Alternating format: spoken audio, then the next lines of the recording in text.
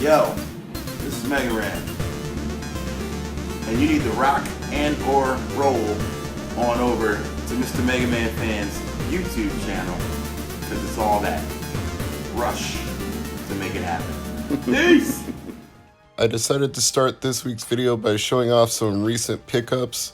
First, from Ben's Game Zone, X-Men Origins Wolverine, which was the last letter in the alphabet I didn't have for Nintendo DS. I didn't have a game that started with the letter X, so for me, the A to Z of Nintendo DS is now officially complete, or as my European friends would say, A to Z.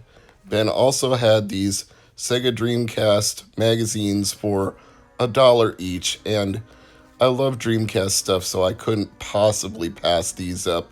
I might go back and see if he has a few more. These Xbox demo discs were also only $1 a piece. I hadn't bought any original Xbox stuff in a while, and I didn't have any demo discs except for the LucasArts demo, so those were nice pickups.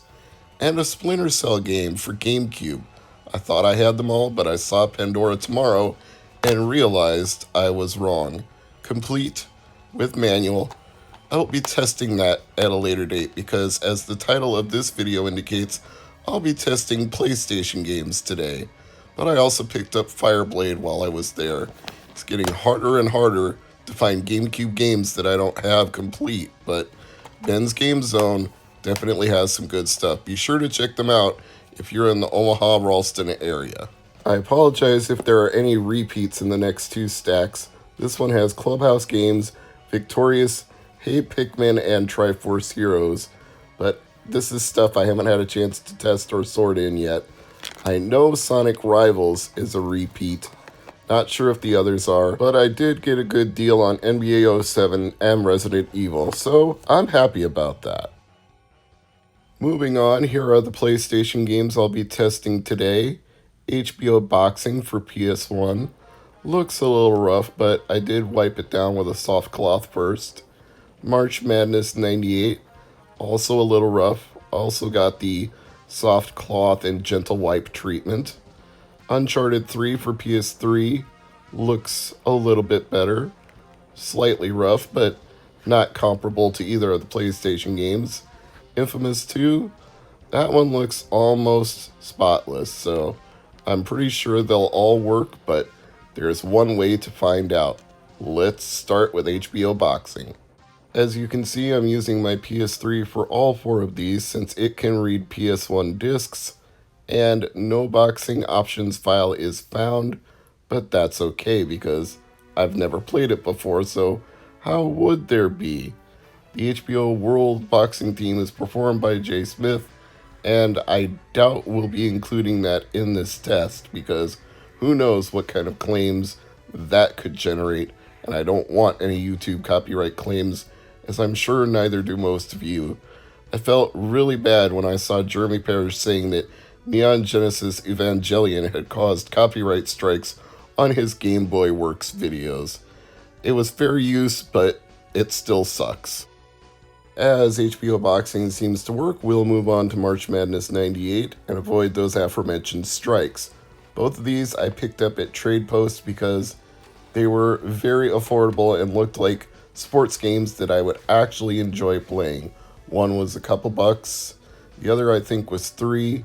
I had store credits, so I didn't spend too much on either of them, or maybe one was $1 and the other was $2. Either way, it was a very low cost pickup for me to get two games for a few bucks, so not complaining about it. I do love that PlayStation logo and startup sound. It is so heartwarming to me because, like the Sega Genesis, and the reason I'm fond of doing Genesis does, this takes me back to college because those were the two consoles that I ever had during my time in college. A Genesis at the beginning and a first generation PlayStation at the very end. EA Sports gets in the game. And it looks like this is another successful test. So we will move on to Uncharted 3, which I picked up at Half Price Books along with Infamous 2 from their clearance bin. I'm always bargain hunting, people. You gotta look around, find games that you don't have, maybe games that were greatest hits that were mass produced in the millions of units. You never know what you might turn up if you go looking around in clearance bins and thrift stores and places like half price books and trade post. You don't have to spend a lot of money to have fun or to collect video games, or both. You can get some good stuff for a very low price if you're willing to look around a little bit. Sometimes your local stores will be a lot cheaper than buying stuff off of eBay or Amazon or any other online seller. You just have to be willing to go out and look. Now, here's where things start to go awry. We have update data. Oh, this drives me crazy about PlayStation 3 games. How long is this going to take? Well, I got to grab the controller now, so we'll cycle through the menu and then we'll find out. You know what I do when I have these long installs? I farm coins on mobile phone games. One of the ones that I like to do, if you follow me on Twitter, at Mr. MegaManFan, MrMegaManFan, is Bejeweled Blitz. So if I have a long install session where it has to download a lot of data for a PS3 game that I'm testing, I'll just go farm coins. If you're playing the regular 1-minute game, you can earn about 2,000 coins per game. And if you watch ads, you can earn about 4,000 coins. And you really don't have to watch the ads to watch the ads. You can just let them play while you look at your iPad or read a magazine or something else. So you can even kill more time. You don't have to just sit there and actually watch the ads. That's the funniest thing to me about mobile games that let you use ads to supplement your income in the game. Do they really think people are actually sitting there and watching those ads? No, they're just farming coins, or they're doing it while they're on their lunch break and just letting it play in the background while they eat a sandwich and read the newspaper. They're not actually watching those ads. I'm not trying to cause them to suddenly stop showing ads, because I'll take the free currency in game. I'm sure everybody will, but I'm just saying they are misleading themselves if they think, well, we're giving you in-game currency because you watched the ad. It's our way of saying thank you. And I'm saying, yeah, thanks, I appreciate that, but we are not actually paying attention to your products. We are just farming coins. That's all there is to it. I think Uncharted 3 took long enough that I earned about 40,000 coins in in-game currency by the time the downloading of the latest update and the installation of said same update was complete. But with all of that out of the way, it now seems that I can confirm my very cheap copy of Uncharted 3 Drake's Fortune will be a working game if it ever gets done loading said game. Now, that might be the one thing I'm actually excited about when it comes to the PlayStation 5. The next-gen consoles and their specs really don't thrill me too much because I don't even have a 4K TV. God knows I don't have an 8K TV.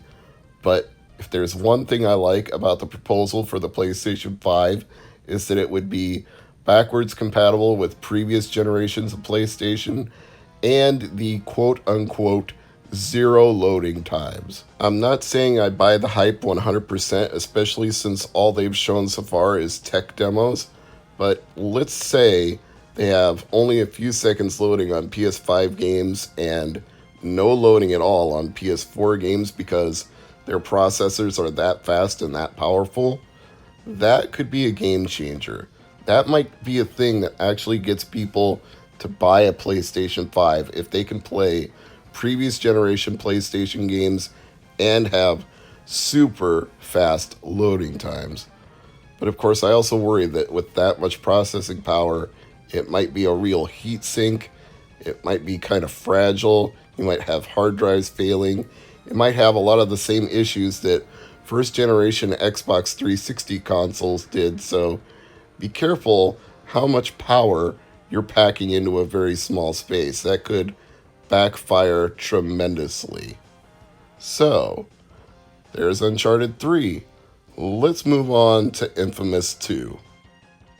We are 3 for 3 so far on these cheap games working. Coincidentally, Suikoden 3 was on my screen at the time I said that. Love coincidences such as those. Let's see if I can make it 4 for 4 with 1/2 of 4 Infamous 2. Now, like Uncharted 3 Drake's Fortune, I expect there's going to be an update for this one. I'm sure we'll have to download and install some stuff. Let's see what the game has to say about that. And loading. Yep, there we go, version 1.04. This time I spared you all my pain from sitting through the download and installation, although, if I'm being honest, it was probably a third to half as long as Uncharted 3. The Infamous 2 update was only 107 megabytes, and the one for Uncharted 3 was over 500 megabytes, so that time takes a huge amount of difference off of it. But there's still some post-download and post-installation data installation for Infamous 2. It's just not going to let me get off that easy, is it? This one's going pretty fast, though. And I got a nice surprise when I was finished with the installation. You're about to see that here. The menu offered me something that I wasn't expecting, but perhaps since I had played Infamous, I should have known better. It says, continue your Infamous 1 story. Cool. I'm Mr. MegaManFan, and as always, thank you for watching. See you next time.